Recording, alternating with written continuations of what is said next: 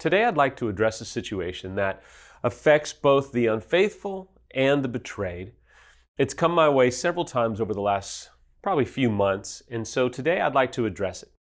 Let me set the stage for you. Here is the struggle that this couple encounters. The unfaithful is several years down the road from their infidelity or their addiction, but their betrayed hasn't known about it. And so the unfaithful decides to come clean, or the unfaithful is caught, maybe old email, old text messages, something happens to where even though the affair has been over for years, and quite possibly the unfaithful even ended the affair, the betrayed has just found out. And there is a unique struggle that ensues for that particular situation, and that's what I want to address today. Now, before you maybe check out if that isn't your situation, if that doesn't apply to you, I hope that you'll hang with me because I'm going to share some principles and some truths within that situation that apply to almost any situation where there's been infidelity. So please don't think that this won't relate to you. I'm pretty confident that there will be some key points that affect you, even if you're not in that specific type of situation. For us unfaithful, we think, you know what? I ended the affair. Yes, I know. Spouse, you're just finding out about it. But don't I get credit for ending it? Don't I get credit for doing the right thing? Don't I get any credit for the fact that I did end it and you're just coming to find out? It becomes an enormous stumbling point because the betrayed says, no, you don't get credit at all. What are you talking about? You've betrayed me either once or several times. The unfaithful struggles and says, okay, but at least give me credit that I ended it on my own and didn't carry it on for so much longer, or I didn't keep doing it. It was a momentary lapse in judgment or a couple of year, mistake or horrible, what have you, and at least I ended it. And that couple can feel a million miles apart. So let me just tell you, unfaithful, zero credit from the betrayed that you ended it on your own. Zero credit from the betrayed that you did the right thing. Zero credit, unfaithful, from the betrayed that you were able to stop or ended it or what have you. And then you may say, but Sam, why? Well, unfaithful because you still had an affair, or you still had multiple affairs. You still made a terrible decision. You still entered into a relationship that you had no business entering into. And so your betrayed is incredibly devastated.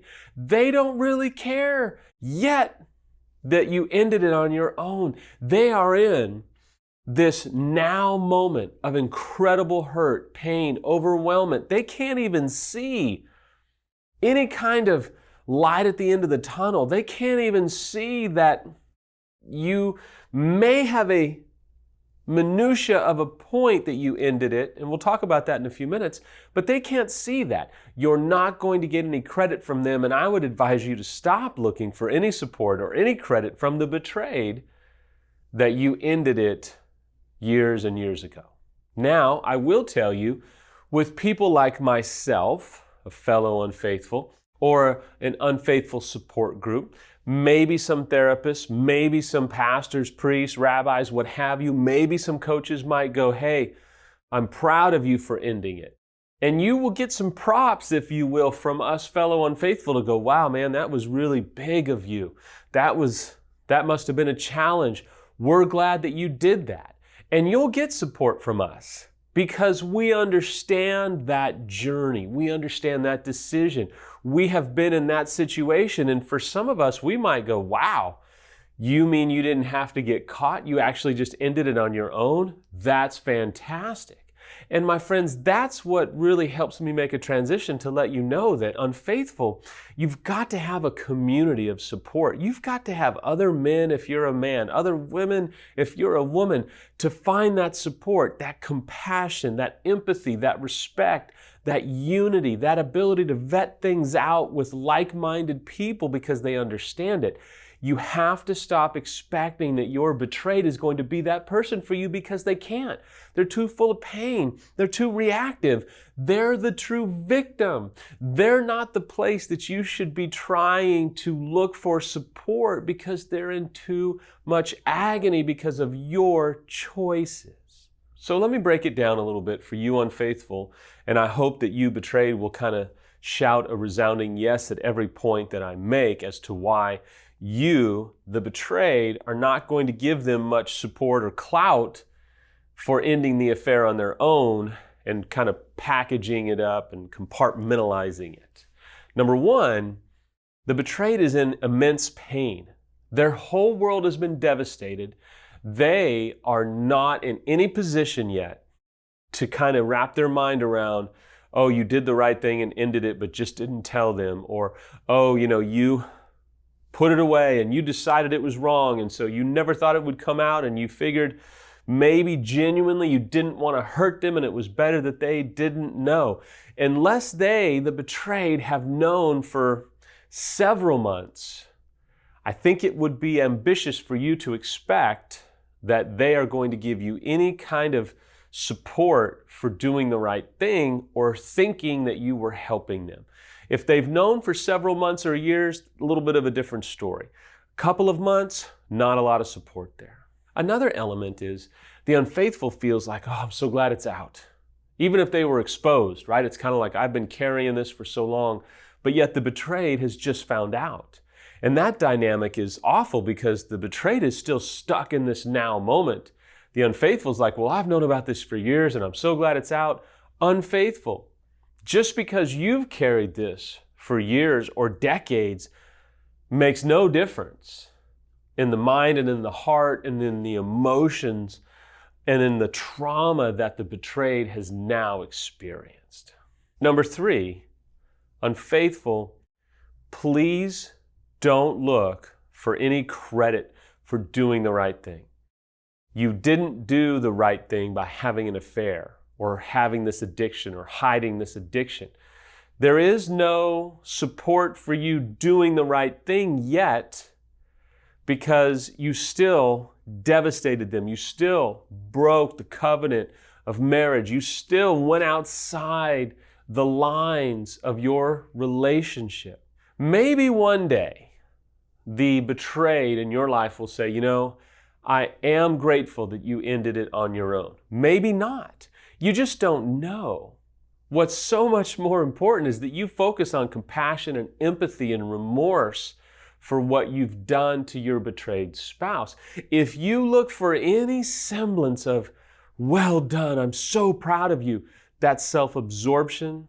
That's pretty narcissistic as well.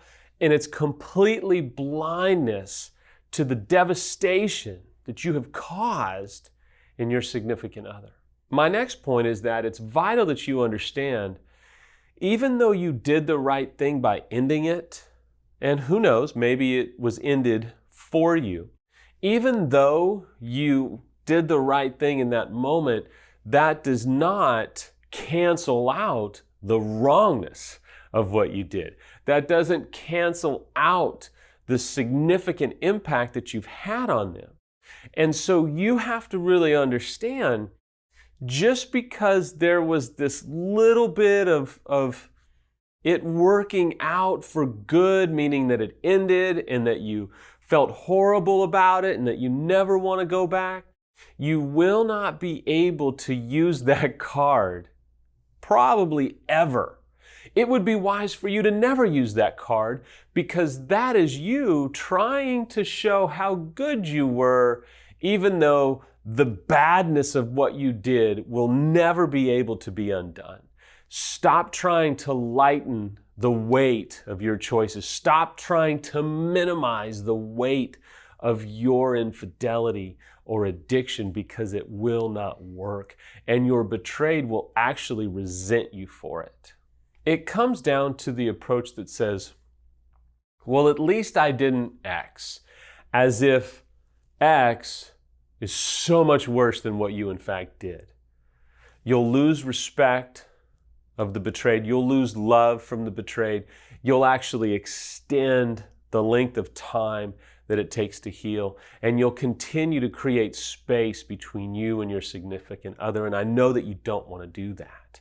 I know that this situation is complex, but if you can stay away from these mistakes, I really believe you can start to move forward and heal, even though your situation is just a little bit unique.